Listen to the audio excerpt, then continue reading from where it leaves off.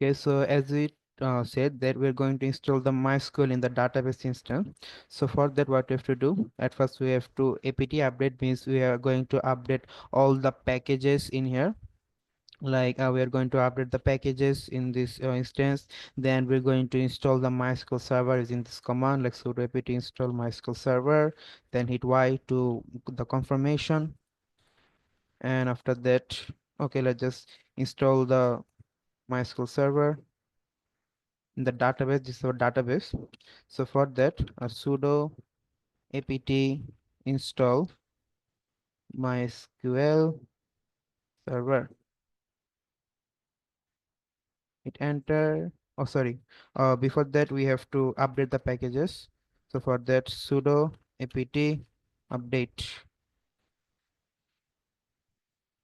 We are updating all of our packages in here.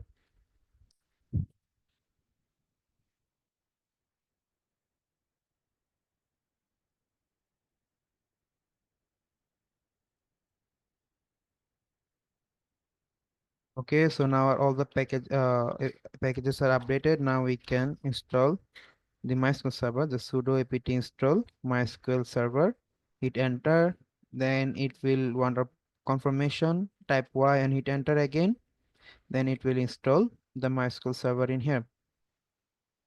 So to see if actually MySQL server is installed or not, we can use the status command to see if it actually running or not. So if I go to the like my slide, if I use, yeah, so I can see the sudo apt next tools, because this is actually a tool that actually help us to see if our all the connect like which port our which applications are running in the which port, which services. Like see the 3306, we know that our MySQL database runs on 3306. To see if actually running, we can use this netstat.